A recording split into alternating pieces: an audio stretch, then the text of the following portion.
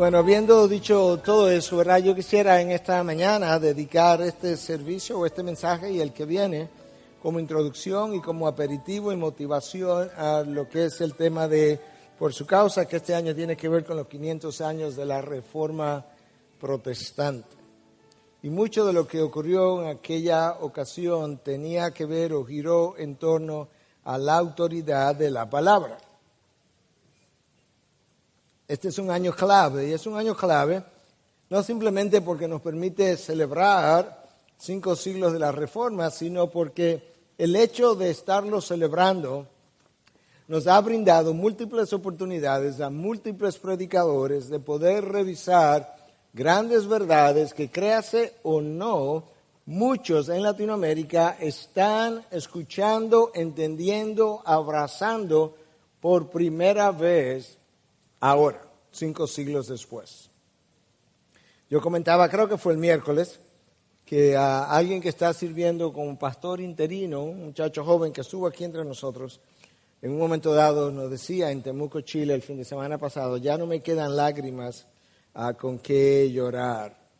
Y mucho de eso es la manera como Dios se está moviendo, pero mucho de eso es también cómo mucha gente está despertando a estas verdades. Y yo creo firmemente que la solución a los problemas de descomposición social y moral de nuestras naciones está en la palabra de Dios. Decía Martin Lloyd-Jones que todos los problemas de las naciones y de la iglesia hoy en día se deben a una desviación de la palabra de Dios. Uno de los gritos de batalla de la Reforma Protestante fue la frase sola escritura, para expresar dónde radicaba la autoridad de todo el movimiento, de toda la conmoción que estaba ocurriendo. De manera que el mensaje de hoy yo lo voy a dedicar precisamente a hablar acerca de la autoridad de esas escrituras. Y yo creo que ese tema, aun si no estuviéramos celebrando estos 500 años, es importante porque nosotros estamos viviendo en una generación que posee como característica una crisis de autoridad.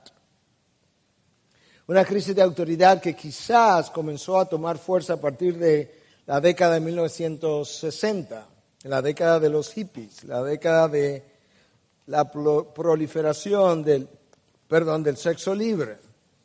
En esa ocasión, carros estuvieron en las calles con el bumper "Cuestiona la autoridad", y eso simplemente ha ido de mal en peor hasta nuestros días. Ahora, lamentablemente, esa falta o esa crisis de autoridad la vive la iglesia evangélica de diferentes maneras. En una parte importante de la iglesia evangélica hay una crisis de autoridad porque predicadores, pastores no respetan la autoridad de la palabra. Cuando tú oyes a un predicador, a un autodenominado profeta o apóstol decir yo decreto, yo declaro, yo aseguro, esa persona no tiene autoridad, no tiene respeto por la autoridad de la palabra, porque la palabra no le permite hacer tal cosa. Y escuchar hace unos días atrás a Guillermo Maldonado decir yo decreto, yo declaro que la tormenta Irma se desintegre para luego verla hacer estragos, es realmente estar frente a alguien que no respeta la autoridad de la palabra. Y personas que continúan escuchando tales declaraciones, dándolas como buenas y válidas, tampoco muestran respeto por la autoridad de la palabra. En la época de Lutero había mucho respeto por la autoridad, pero lamentablemente el respeto estaba por la autoridad de la iglesia. Lutero hizo bien en establecer que la autoridad no radicaba en la iglesia, sino en la palabra de Dios. Ahora, lamentablemente, esa interpretación ha llevado a algunos a otra área donde también tú ves la falta de respeto por la autoridad, y así vemos a personas autoordenarse al pastoral. Así vemos personas plantar iglesias sin que ninguna otra iglesia haya estado detrás, ordenando y endosando los dones, talentos y llamado del plantador. Vemos personas que sin representar a ninguna iglesia están bautizando a otros cuando realmente el bautismo es una de las ordenanzas de una iglesia ya establecida. Y eso es también falta de entendimiento acerca de la autoridad de la palabra y también acerca del hecho de que si la palabra de Dios es la máxima autoridad, no implica que no hay ninguna otra autoridad, sino que ella es la máxima de las autoridades, de manera que toda otra autoridad humana está supeditada a ella. Y lo que yo quiero hacer en esta mañana es tomar parte de la historia de lo que ocurrió hace 5 años atrás para que nosotros podamos ver de qué manera la autoridad de la palabra fue traída de nuevo a colación y luego conectarla con el veredicto de las Escrituras para ver de qué forma Dios ha revelado la autoridad que existe en esa palabra inspirada. Tú pudieras tomar un texto de la palabra y hacer un mensaje expositivo acerca de la autoridad de la palabra. Tú puedes tomar el Salmo 19, del 7 al 10, y ahí claramente tú puedes hacer todo un mensaje acerca de la autoridad de la palabra. Tú puedes tomar el Salmo 119 y todo y cada uno de los versículos están dedicados a la palabra. Pero yo no voy a hacer eso. Yo voy a tomar la historia, voy a ver la crisis en la que estábamos, ver de qué manera Dios sacó a su iglesia de dicha crisis y luego entonces conectarla con la revelación de Dios. Martín Lutero creía en el poder de la palabra porque creía en la autoridad de la palabra. De hecho, en uno de los sermones, cuando él reflexionaba acerca de lo que había ocurrido en sus días, acerca de todos los cambios, de toda la transformación, de la conmoción que había ocurrido, esto es lo que Lutero expresó en uno de esos mensajes. Él dice: yo me opuse a las indulgencias y a todos los papistas, pero nunca por la fuerza. Yo simplemente enseñé, prediqué y escribí la palabra de Dios. Aparte de esto, yo no hice nada. Y mientras yo dormía o tomaba la cerveza de Wittenberg con mis amigos Philip y Andorf, la palabra debilitó al papado de tal manera que ningún otro príncipe o emperador ha infligido pérdidas tan grandes. Yo no hice nada, la palabra lo hizo todo. ¿Te imaginas la confianza y el entendimiento al mismo tiempo que Lutero tenía de la palabra y del poder de la palabra? La iglesia de Roma insistía en aquel momento que la autoridad no estaba en las Escrituras, sino en la iglesia que interpreta las Escrituras y que solamente la iglesia de Roma podía interpretarla, lo cual contradecía completamente la revelación de Dios. Nosotros tenemos como en el libro de los Hechos se nos narra que los habitantes de Berea fueron más nobles que los habitantes de Tesalónica, porque al escuchar a Pablo ellos escudriñaban la palabra día a día para saber si lo que Pablo decía era cierto. Si eso se lo hacían a Pablo, ¿no debieran hacernos eso a nosotros los predicadores?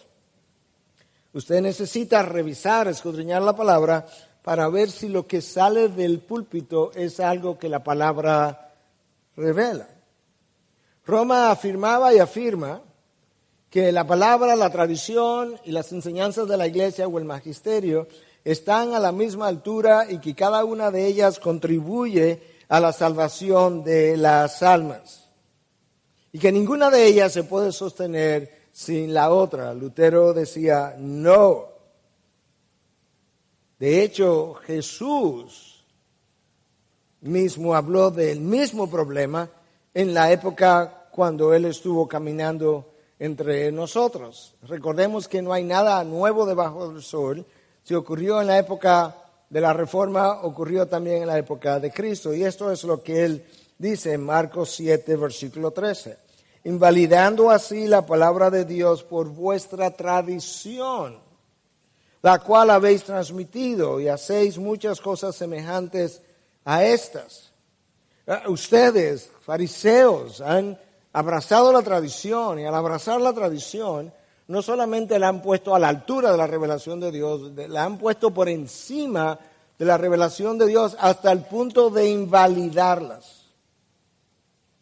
La Iglesia de Roma afirmaba y afirma una vez más que la autoridad está en la Iglesia y no en la palabra, y de ahí entonces que la tradición que la Iglesia abraza es considerada con la misma autoridad de la palabra revelada.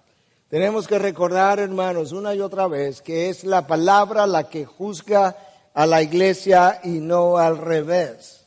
Es la palabra la que determina si una iglesia es verdaderamente una iglesia. Si una iglesia no tiene el Evangelio, no es iglesia. Lo que define a una iglesia es la presencia y la proclamación del Evangelio tal cual ha sido revelada en su palabra. Lutero parece haber comenzado esto que hoy llamamos Reforma Protestante. ¿Qué es lo que necesitamos? Nosotros no necesitamos un avivamiento, nosotros necesitamos una reforma, porque el avivamiento va y viene y muchas veces produce poca transformación. La reforma cambia la forma de las iglesias ser, cambia la forma de pensar, cambia la forma como las naciones muchas veces continúan a partir de ese momento. Pero todo parece haber comenzado un 31 de octubre de 1517 y de ahí que hoy estemos en el 500 aniversario de este movimiento, y comienza con un monje agustiniano inquietado por el perdón de pecado ofrecido a cambio de dinero por un emisario del Papa de apellido Tetzel. Lutero es irritado por la idea de que pecados que nosotros hemos cometido contra Dios pudieran ser perdonados, al igual que años en el purgatorio, con el simple hecho de comprar un certificado firmado por el Papa que garantizaba el perdón de mis pecados. León X había incurrido en una serie de deudas, entre las cuales estaba la construcción, la deuda para la construcción de la Catedral de San Pedro, y entonces crearon esta idea, desempolvaron una idea que se había postulado ya de los años 1300 para poder eliminar o disminuir parte de dichas deudas. Lutero, cuando clava sus tesis, sus 95 tesis, no estaba en ningún momento tratando allí o en esa ocasión de enarbolar la bandera de sola escritura, ni estaba ni siquiera postulando que se revisaran las grandes verdades que nosotros hoy resumimos en sola escritura, solo Cristo, sola fide, solo Dio gloria, sola gratia, solo salvación, solo por gracia. No estaba ni siquiera postulando eso. Él estaba extendiendo una invitación a los académicos de su época para que se revisaran la manera como ellos estaban tratando de llevar al pueblo a tener sus pecados perdonados. 1517, Lutero estaba estudiando los libros de Salmos, y luego Romanos, y luego Gálatas, y luego Hebreos, y Lutero va descubriendo cosas que él no conocía. Lutero va despertando a la realidad de cómo son las cosas, y entonces él recibe una invitación al año, en octubre del año 1518, para que fuera junto con sus compañeros, también monjes agustinianos, a donde él pudiera presentar lo que él consideraba su nuevo entendimiento y nuevas enseñanzas. Roma envía a dicho encuentro, que resultó ser un debate, a Cajetán. El nombre de Cajetán era Tomás de Vió, considerado uno de los teólogos más hábiles en ese momento y cuyo apodo era Cajetán por el lugar de donde él procedía. A Cajetán se le instruyó que no entrara en un debate con Lutero, sino que en cierta manera se limitara a preguntarle a Lutero si él podía retractarse, revoco o no de las ideas de Lutero. Sin embargo, Lutero se la ingenió para que entraran en debate y el debate duró por 3 días, del 12 al 14 de octubre de 1518. Cajetán aludió a Tomás de Aquino, aludió al Papa Clemente, que fue el primero que postuló en el año 1343 la idea de que los pecados podían ser perdonados vía indulgencias que el Papa concediera y que las indulgencias podían ser obtenidas ya sea a través de penitencias, a través de la donación de dinero y aún la participación en una de las cruzadas. Lutero insistía en que el Papa no tenía ninguna autoridad para perdonar pecado, para decretar dogmas que a menos que no fuera en Cristo solamente. Cajetán trató de intimidar a Lutero con el hecho de los dogmas y las tradiciones y las enseñanzas de la Iglesia. Lutero deja claro, apenas un año después de clavar su tesis, que él había comenzado a entender dónde radicaba la autoridad. Y esto es lo que Lutero decía en ese momento. La verdad de las Escrituras está primero. Después que esto sea aceptado, uno puede determinar si las palabras de los hombres pueden ser aceptadas como verdad. Lutero no estaba descartando la posibilidad de otras autoridades. Lo que Lutero estaba insistiendo es que esas enseñanzas necesitan ser escrutinizadas, examinadas a la luz de la palabra, y la palabra está primero. Si esas cosas contradicen la revelación de la palabra, entonces necesitan ser rechazadas. El tiempo sigue pasando, 1519 llega, mes de julio, Roma decide enviar otra persona, Johannes von Eck, a debatir con Lutero, otro de sus grandes teólogos, porque la idea era tratar de convencer a Lutero y no tener que lidiar con cosas que Roma sabía que eran ciertas en cuanto a lo que Lutero estaba denunciando, pero no las quería admitir. Y Lutero entonces escuchó como Eck insistía que él estaba contradiciendo dogmas y principios que los concilios y los papas ya habían aprobado hace mucho tiempo. Pero en esta ocasión, von Eck trató de relacionar a Lutero con John Huss. John Huss había sido quemado en la hoguera 100 años atrás. Y él trató de asociar a Lutero con John Huss, porque esa sería una forma segura de condenar a Lutero, porque ya el concilio de Constanza había declarado a Huss como hereje. Lutero no estaba muy familiarizado con las enseñanzas de Huss. Pero ese día, durante las horas de almuerzo, él se retira a la biblioteca y comienza a revisar las enseñanzas de Huss y descubre que ciertamente había mucho en común entre lo que Huss enseñaba y lo que Lutero había llegado a creer. Lutero regresa después del almuerzo, el debate se reanuda y Eck pregunta a Lutero: ¿eres tú el único que conoces algo? Con la excepción tuya, ¿está toda la iglesia en el error? Lutero respondió que Dios una vez habló a través de la boca de un asno.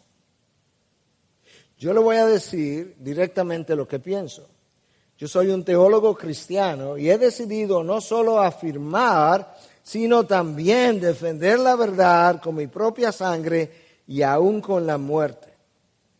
Yo creo libremente y no seré esclavo de la autoridad de ningún concilio, universidad o papa. Otra vez, por segunda vez, 1518 primera vez, 1519 segunda vez, Lutero enarbola la bandera de sola escritura, o el hecho de que la palabra, la autoridad de la palabra está por encima de todo concilio, de todo papa, de toda encíclica. Finalmente, Lutero es citado a la dieta de Worms o la asamblea de Worms el 17 de abril de 1521, día miércoles. Y Lutero está ahí delante de cientos de autoridades. El emperador Carlos V estaba ahí, los príncipes estaban ahí, el papa estaba ahí, los obispos estaban ahí, cientos de personas. Y ahora está ahí John Eck. Le pregunta a Lutero que si esos 25 libros que estaban a su lado eran suyos y que si él se retractaba de lo que él había escrito en ellos y de 41 otros errores más. Lutero está confiado en la palabra, Lutero está confiando en Dios, pero Lutero tiene dudas, Lutero tiene inquietudes, Lutero es humano y tiene ciertos temores. Y él pide 24 horas más. Y esa noche él se retira a su celda y él registra una oración que en una ocasión yo leí a alguno de ustedes, que yo voy a repetir porque esta oración nos ayuda a entender mucho la angustia del ser humano ante estos príncipes poderosos y al mismo tiempo la confianza en la palabra y la confianza en su Dios y qué clase de Dios es que este hombre ha llegado a creer. Y yo creo que mucho de lo que nosotros requerimos hoy para que este movimiento pueda seguir adelante en América Latina está relacionado a lo que esta oración revela en este hombre. Y es por eso que yo me voy a tomar el tiempo de leerla antes de entrar a la palabra de Dios misma, que es verdaderamente el mensaje. Escucha esta oración. Dios Todopoderoso y Eterno, qué cosa tan vil es el mundo. ¿Cómo se abren en él las bocas de los hombres? Cuán pequeña es la confianza de los hombres en su Dios. Qué débil y temerosa es la carne y qué poderoso y activo es el diablo con sus apóstoles y sabios del mundo. Cuán pronto abandonan las cosas celestiales y corren a su perdición, yendo a los infiernos por el mismo ancho camino que los impíos y la muchedumbre del mundo. Ellos miran solamente lo que es grande y poderoso, magnífico y fuerte ante sus ojos, y lo que tiene apariencia exterior. Si yo hubiera de imitarlos, pronto me vería abandonado y juzgado por el mundo. Dios mío, oh Dios mío, tú solo eres Dios. Dios mío, ayúdame tú contra toda la razón y sabiduría del mundo enteros. Tú debes hacerlo y solo tú, porque la causa no es mía, sino tuya. Por mi parte no tengo nada que ver con ella, ni tampoco con estos hombres poderosos en el mundo. Porque yo por mi parte podría tener días tranquilos y quietos y vivir sin perturbación. Pero tuya es la causa, Señor, la causa justa y eterna. Ayúdame tú, oh Dios mío, fiel y eterno. Yo no tengo confianza en ningún hombre. Todo sería en vano, nada me aprovecharía. Todo lo que es carne y confía en carne es falible y perecedero. Oh Dios, ¿no me escuchas, mi Dios? ¿Estás muerto? No, no puedes morir. Solamente te escondes de tus criaturas. ¿No me has elegido para esta causa, según creo saber de cierto? Te lo pregunto, y sí, así es.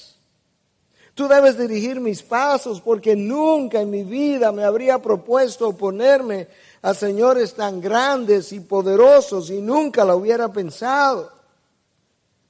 Pues bien, Dios mío, ayúdame en el nombre de tu Hijo querido Jesucristo, que ha de ser mi protección y mi amparo, mi castillo fuerte, mi poder en la fuerza del Espíritu Santo.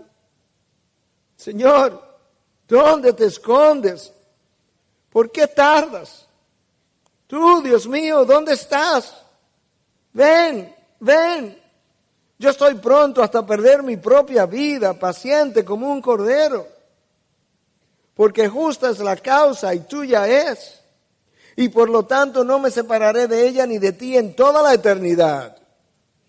Así lo resuelvo ahora en tu nombre, porque el mundo nunca podrá constreñir mi conciencia, aunque estuviera llena de diablos. Y no temo, aunque mi cuerpo, que es obra y criatura de tus manos, fuese en esta empresa destruido o despedazado, porque tu palabra y tu espíritu me quedarán. Los enemigos pueden atacar solo el cuerpo, el alma es tuya, a ti pertenece y permanece también contigo por toda la eternidad. Amén, Dios mío, ayúdame. Amén.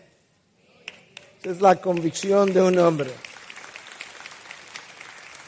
en su Dios. Esa es la convicción que tú y yo necesitamos si queremos ver algo distinto en Latinoamérica. En los años 300, Atanasio estaba defendiendo la divinidad de Dios, la divinidad de Cristo en Egipto, y resulta que había mucha gente en contra de él, y alguien le dijo: Atanasio, el mundo entero la está negando, y él dijo: pues entonces será Atanasio contra mundo. Nosotros necesitamos esas fibras hoy. El día siguiente, jueves 18 de abril del año 1521, Lutero vuelve a comparecer ante la Dieta de Worms. Y Eck pregunta a Lutero: ¿te retractas?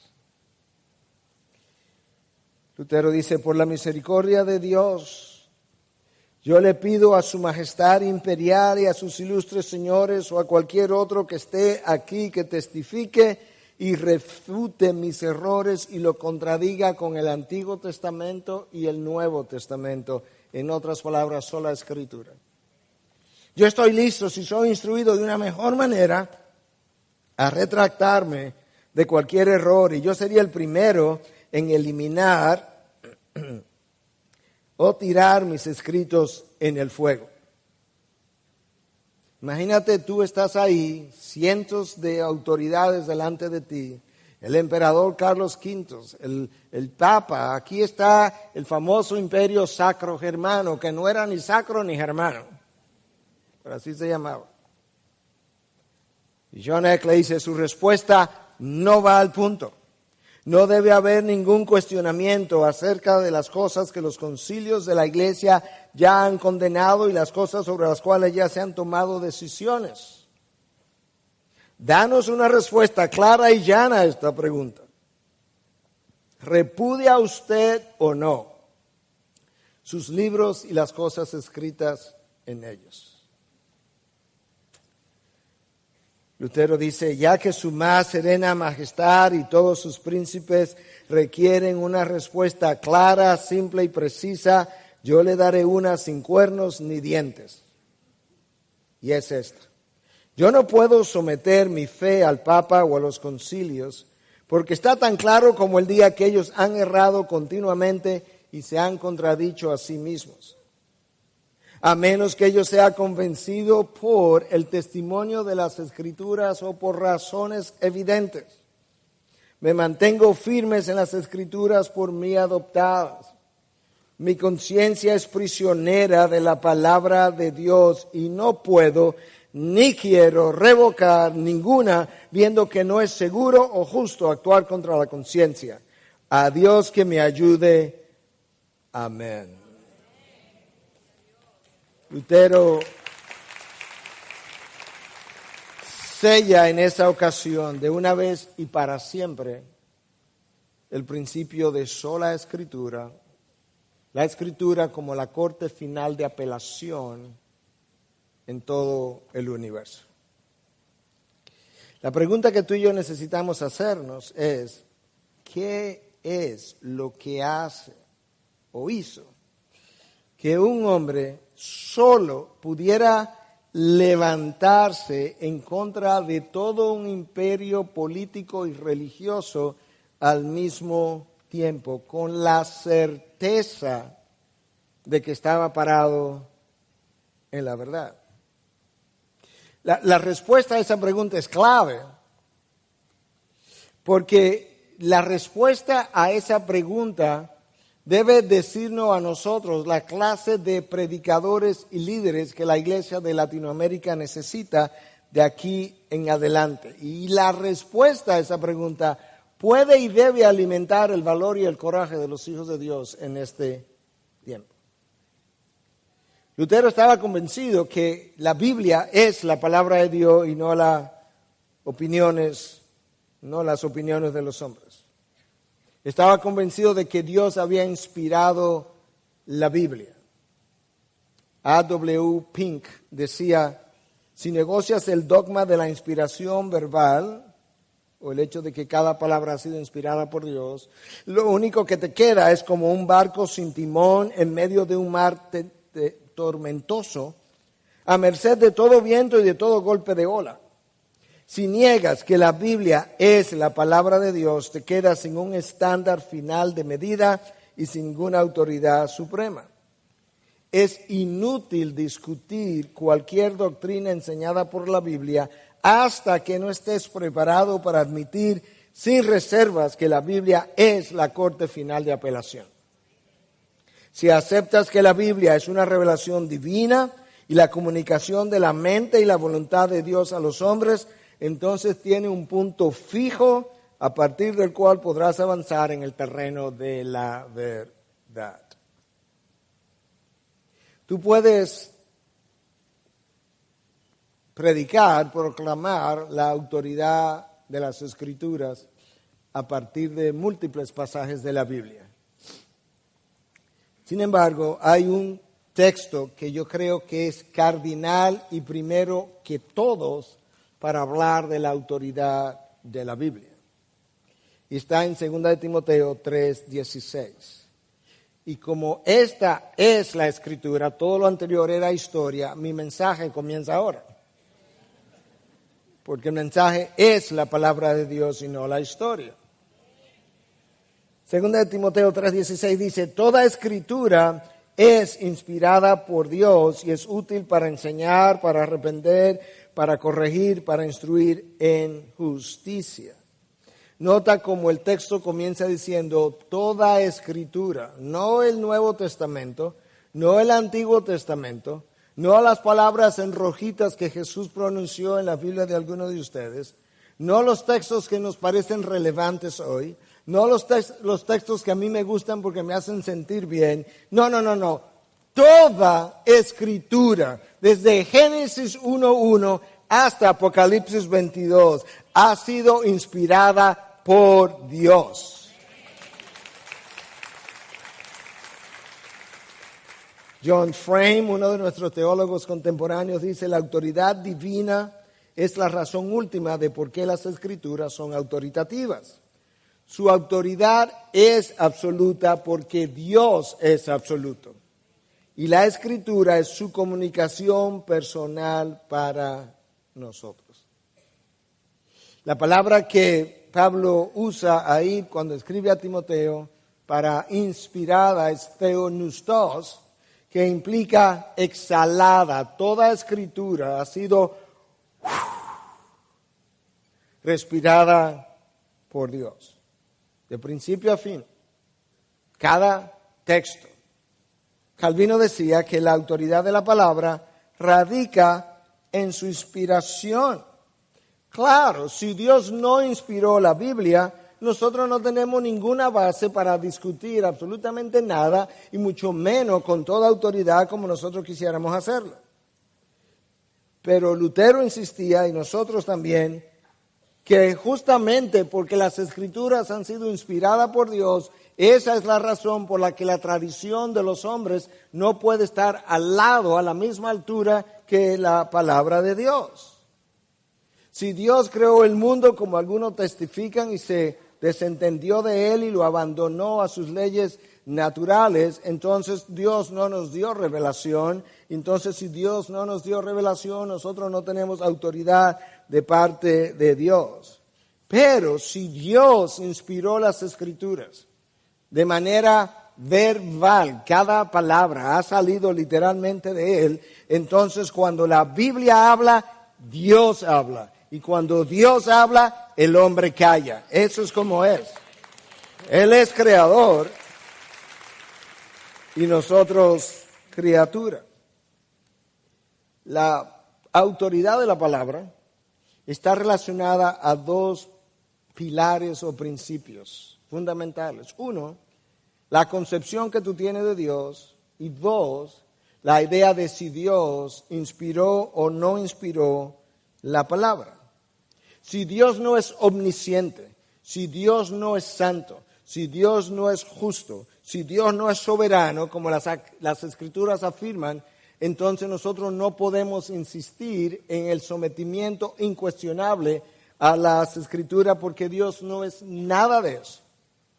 Esa es la razón por la que personas que hoy afirman la teología de proceso, que para aquellos de ustedes que no están familiarizados con eso, es la idea de que Dios está aprendiendo y está creciendo y está cambiando y que Dios está observando lo que ocurre en el mundo y en la medida en que Él ve lo que ocurre, entonces Él reacciona y cuando Él reacciona, Él aprende y crece. Eso es teología de proceso. Esa gente no puede creer en la autoridad de la palabra. No puede creer porque ese Dios está aprendiendo Él mismo. Por tanto, Él no puede ser absoluto y soberano a la hora de legislar. Aquellos que creen en la teología abierta, que piensan que Dios tampoco puede predecir las acciones futuras de los hombres porque nosotros somos agentes libres, tampoco pueden creer en la autoridad de las Escrituras. Claro que no, porque para Dios poder hacer promesas, para Dios poder predecir el futuro, Él tiene que conocer, controlar y orquestar todas las decisiones de los hombres. Y si tú no crees que Dios es capaz de hacer eso, entonces tú no vas a tener confianza en la autoridad de la palabra. Por tanto, la concepción que tú tengas de Dios determina la autoridad de la palabra de Dios. Eso es vital. Dios afirma y demuestra la autoridad de la palabra de diferentes formas. Escucha en un versículo de manera qué tan claro Dios habla de esa autoridad y de ese poder. Isaías 55:11. Así será mi palabra que sale de mi boca, no volverá a mí vacía sin haber realizado lo que deseo y logrado el propósito para el cual la envié. Tú escuchaste bien todo lo que está detrás de esa palabra. Cuando Dios dice que así será mi palabra, que cuando sale de mí no regresa a mí sin que haya realizado primero el propósito para el cual yo la envié, eso habla de poder. Eso habla de autoridad. Eso habla de que la palabra de Dios representa la voluntad de Dios. Cuando yo hablo, a eso que yo hablo se va a realizar y no va a regresar hasta que no se haya realizado. Esa es mi voluntad. Eso habla de que la palabra de Dios tiene propósito. ¿Por qué? Porque ella no regresa hasta que el propósito para el cual yo la envié no se haya realizado. De hecho, eso me deja ver que la palabra de Dios es el brazo de Dios, por medio del cual Dios hace todo lo que ha hecho. Donde Dios está, está su palabra. Donde su palabra está, está Dios. Por eso es que John Frame otra vez dice, Dios y su palabra nunca han estado separadas. Una es la coexistencia, la coextensión del otro. Y tú puedes ver la autoridad y el poder de la palabra desde Génesis 1. Tú abres la Biblia y dice, en el principio Elohim, Dios creó los cielos y la tierra. Entonces Dios habló y las cosas fueron hechas. ¿Qué había cuando Dios habló? Nada. Dios le habló a la nada y la nada lo produjo todo. Eso es poder y eso es autoridad. Esa es su palabra. Billones de galaxias se formaron al hablar de Dios. ¿Te imaginas eso? Dios habló, el universo se formó como Dios dijo, así fue hecho. El autor de Hebreos nos recuerda y nos dice en 11:3, por la fe entendemos que el universo fue preparado como por la palabra de Dios. Y luego él agrega, de modo que lo que se ve no fue hecho de cosas visibles. Lo que se ve, el sol, la luna, los mares, Eso que se ve no fue hecho de cosas visibles. ¿Por qué? Porque no había nada. Fue hecho de la nada, ex nihilo. ¿Te das cuenta del poder y la autoridad de la palabra de Dios? Ahora, cuando nosotros hablamos de que la palabra de Dios es poder, quiero que recuerde que es poder, pero no es una fuerza impersonal como la fuerza de la gravedad que atrae las cosas hacia abajo, pero no le puede dar orden a las cosas. No. La palabra de Dios es poder, pero la palabra de Dios tiene propósito, tiene contenido y tiene significado. Déjame decir eso otra vez para luego ilustrarlo. La palabra de Dios es poder, pero no es impersonal. Es un poder que tiene contenido, que tiene propósito y tiene significado.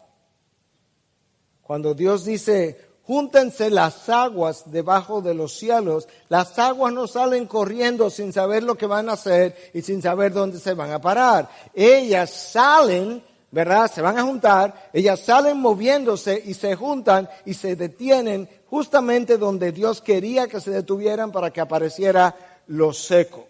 Porque su palabra tiene contenido, propósito y significado. Cuando Dios dice produzca vegetación, la tierra, que la tierra produzca vegetación, los árboles no están ahí en el aire sin saber qué hacer. Ellos saben exactamente dónde plantarse, dónde sembrarse y los frutos que van a producir. ¿Por qué? Porque su palabra tiene propósito, sentido y contenido.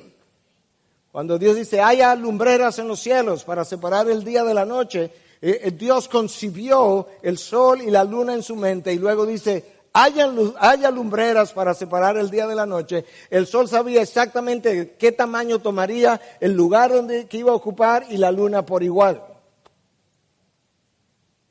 Imagina qué clase de Dios es el que tú y yo adoramos.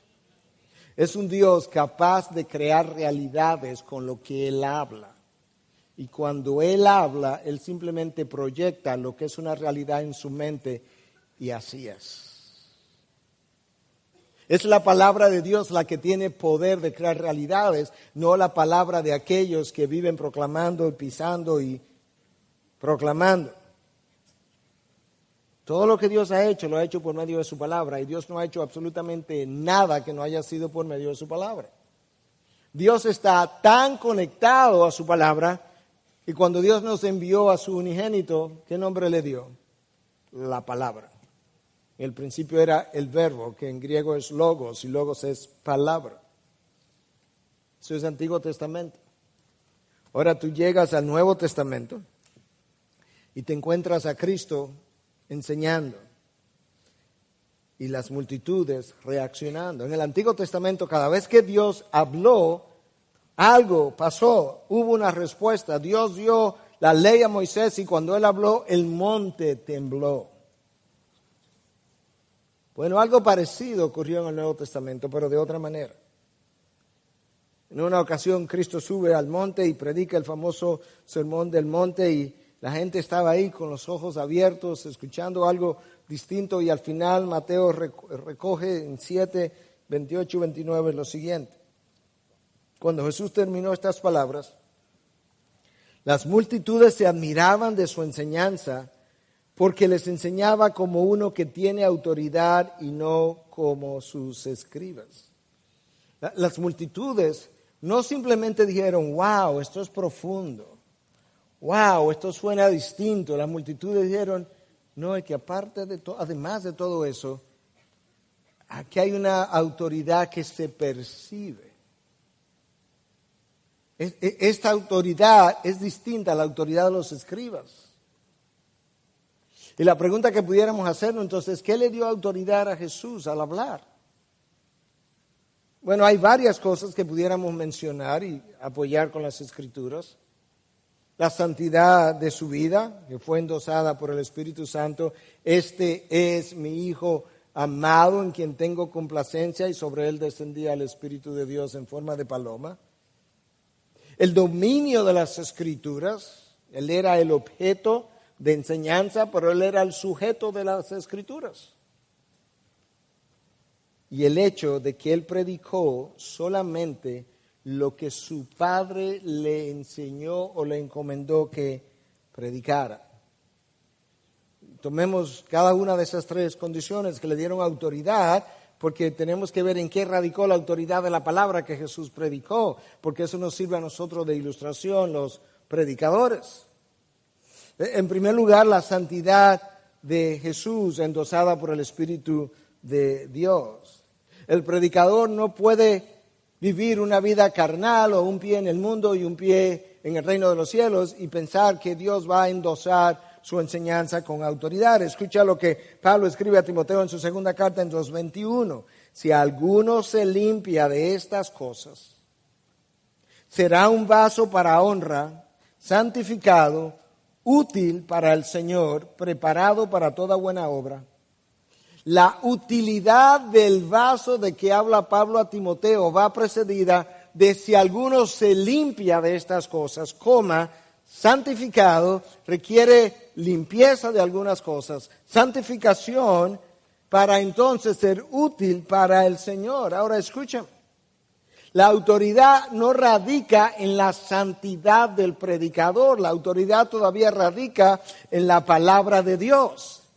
Pero el Espíritu de Dios endosa y hace fluir su poder cuando esa palabra es predicada a través de un vaso que ha sido santificado y ha sido limpiado por Dios para su uso.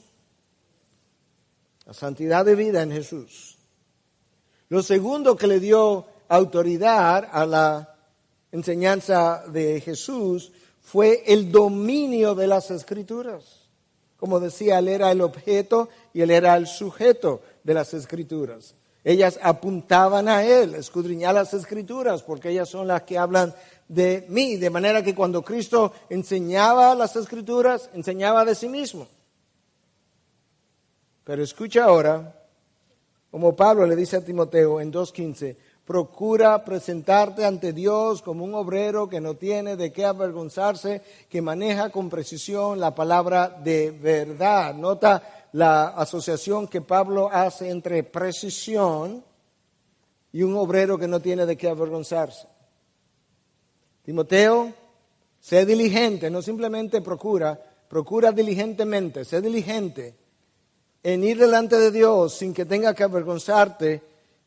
Y te estoy hablando con relación a la hora de manejar la palabra. Manéjala con precisión, ortotomeo en el original, que corta derecho, que no se desvía. Manéjala con precisión. Cuando el predicador relega la palabra, diluye la palabra, tuerce la palabra, enseña mal la palabra, él no puede esperar que Dios endose con poder la palabra que está siendo distorsionada, porque esa no es su palabra. Y lo tercero, y quizás lo más importante, que pudiéramos decir categóricamente, porque Jesús así lo afirma, que le dio autoridad a su enseñanza, es el hecho de que él solo enseñó lo que su padre le encargó que enseñara. Los rabinos anteriores venían y apoyaban su autoridad en rabinos conocidos. Un Hillel, un Gamaliel, un Shammai. Pero cuando Cristo no vino aludiendo a rabinos anteriores, sino que al contrario, él decía, habéis oído que se os dijo, pero yo os digo, que hay una nueva autoridad. Ahora, ¿dónde radicaba su autoridad? Cristo mismo nos dice dónde. Escucha, durante este tiempo, en una de las fiestas de los tabernáculos que Juan describe, en el capítulo 7, comenzando en el versículo 14 al 16. Pero ya a mitad de la fiesta Jesús subió al templo y se puso a enseñar. Ahí está, le está enseñando. Entonces los judíos ¿qué cosa? Maravillaban, diciendo, maravillar a los judíos no es fácil, porque no creían en él. ¿Cómo puede éste saber de letras sin haber estudiado? Jesús les respondió y dijo, mi enseñanza no es mía, sino del que me envió. Esta es la pregunta. Aquí está Jesús enseñando y a la verdad que ellos, aún como incrédulos, están maravillados. Están ahí los judíos, wow. Pero lo extraño es que, ¿quién es este? Que él no estudió bajo Shammai, Gamaliel, Hillel, ninguno de ellos. Él no sabe de letras. ¿Y cómo es que puede hablar de esa manera? ¿Cómo puede saber de letras sin haber estudiado? Jesús entonces le respondió, esto salió de sus labios, mi enseñanza no es mía, sino del que me envió. Esto es Juan 7, tú sigues leyendo. Juan 8, versículo 28. Por eso Jesús dijo, cuando levantéis al Hijo del Hombre, entonces sabréis que yo soy y que no hago nada por mi cuenta, escucha, sino que hablo estas cosas como el Padre me las enseñó. Versículo 38, 10 versículos más adelante. Estamos hablando de hablar. Yo hablo lo que he visto con mi Padre. Vosotros entonces hacéis también lo que oísteis de vuestro Padre. Versículo 40, 2 versículos más abajo. Pero ahora procuráis matarme. A mí que os he dicho la verdad que oí de Dios. Una y otra vez Cristo afirma, ¿tú quieres saber cómo es que yo hablo de letras que ustedes dicen que yo no conozco? Es que mi enseñanza no es mía, es de mi Padre que me la encomendó, me la enseñó, dice Cristo literalmente. Si eso es la segunda persona de la Trinidad encarnada, que dice, yo no hablo nada que el Padre no haya dicho, no debiéramos nosotros los predicadores hoy en día no hablar absolutamente nada que no esté revelado en su palabra. Esta es la fuente de autoridad. Eso es lo único que tú y yo debemos hablar. No decretar, no afirmar, no estar pisando y proclamando. Su palabra. Porque su palabra es poder a la hora de crear realidades. Su palabra es poder y autoridad a la hora de resucitar a alguien que estaba muerto en delitos y pecados. ¿Sabes por qué? Porque la fe viene por el oír y el oír por la palabra de Dios. Es la palabra de Dios que resucita muertos. La palabra es poder y autoridad a la hora de ser escuchada. Es una palabra tan poderosa que es descrita en Hebreos 4:12 como más cortante que cualquier espada de dos filos, capaz de penetrar y dividir el alma del espíritu, capaz de dividir el tuétano de los huesos, el tuétano de las coyunturas, capaz de discernir los pensamientos y las motivaciones de los pensamientos. ¡Wow! Estoy leyendo la palabra y de repente leo algo que me dice, tu pensamiento es pecaminoso. Y no solamente tu pensamiento es pecaminoso porque tiene detrás motivaciones pecaminosas. Arrepiéntete. Y tú dices, wow, ¿y qué palabra es esta? Que me habla de manera personal. Sí, porque es una palabra, es una comunicación personal de Dios para con el hombre y está impregnada de poder y de autoridad. Su palabra es poder y autoridad para lidiar con el mundo de las tinieblas. Marcos 1, versículo 23 en adelante. Y aquí estaba en la sinagoga de ellos un hombre con un espíritu inmundo, un endemoniado, el cual comenzó a gritar diciendo, ¿qué tenemos que ver contigo, Jesús de Nazaret? ¿Has venido a destruirnos? Yo sé quién eres, el Santo de Dios. Los demonios sabían quién era y los judíos no sabían. Jesús los reprendió diciendo, cállate y sal de él. ¿Qué tú piensas que ocurrió? Entonces el espíritu inmundo, causándole convulsiones, gritó a gran voz y salió de él. Y todos ¿qué cosa? Asombraron de tal manera que discutían entre sí diciendo, ¿qué es esto? Ahora escucha, esa es la pregunta. ¿Qué es esto? Lo usual sería que alguien dijera, una liberación. No, escuche. ¿Qué es esto? Respuesta. Una enseñanza nueva con autoridad. Lo que le asombró fue la enseñanza y la autoridad de la enseñanza. En medio de eso sale este hombre endemoniado y la autoridad de la enseñanza es la misma autoridad presente en la reprensión y el demonio tiene que salir huyendo. Él manda aún a los espíritus inmundos y le obedecen. La palabra que asombraba a la gente es la palabra que expulsaba a los demonios. La palabra que le habló a la nada y produjo todo es la palabra que Dios usa hoy para sostener el universo y es la misma palabra que los demonios escuchaban y temblaban. Esa es la misma palabra que abrió los ojos de ciegos físicos en el tiempo de Cristo y abre los ojos hoy espirituales de aquellos que están ciegos. Es la palabra que ilumina la mente y es la palabra que liberta al que está cautivo en pecado.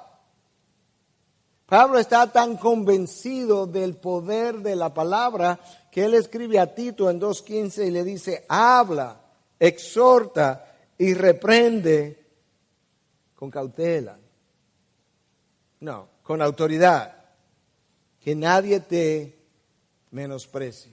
Habla, exhorta, reprende con autoridad.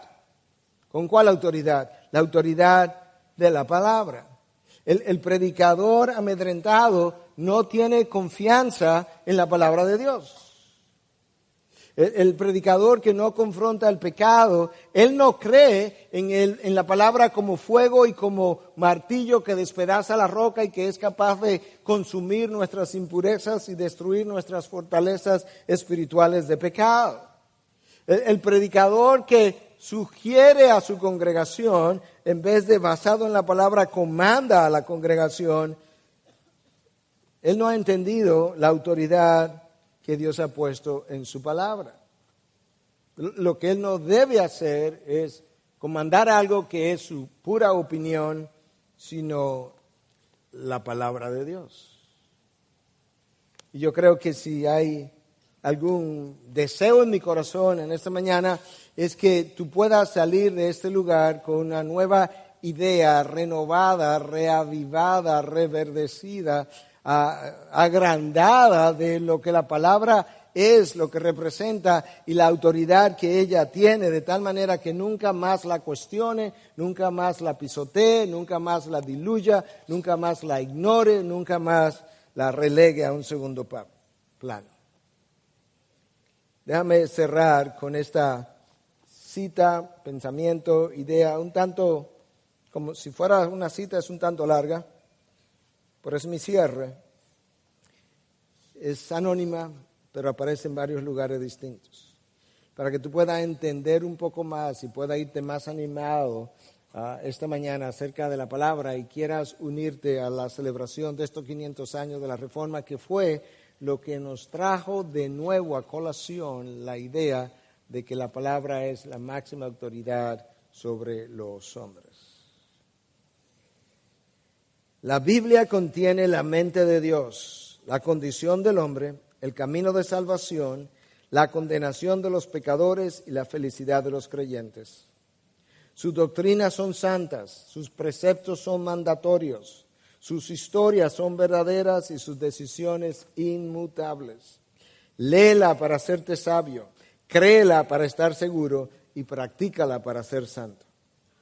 Ella es el mapa del viajero, el cayado del peregrino, la brújula del piloto, la espada del soldado y la constitución del cristiano.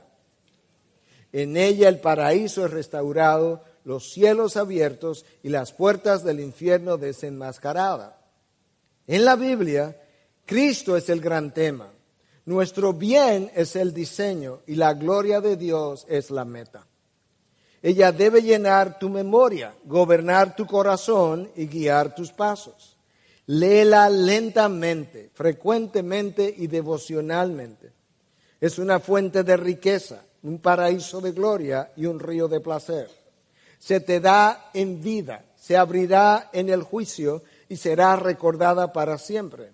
Involucra la más alta responsabilidad, recompensará la más grande labor y condenará a todos aquellos que mofan su contenido sagrado. Esa es la razón por la que ninguna iglesia jamás se levantará por encima de la autoridad de la palabra o jamás se levantará sin la autoridad de la palabra, sin la guía y sin la luz de la palabra de Dios. Que Dios bendiga a su pueblo y la predicación de su palabra en esta mañana y que nosotros podamos salir de aquí tan animados a afirmar y a defender la palabra de Dios, como un Lutero lo hizo en el pasado y como muchos más, para la gloria del nombre de Dios, la extensión del Evangelio y la causa de Cristo en todo nuestro continente. Para tu honor, Dios, para tu gloria.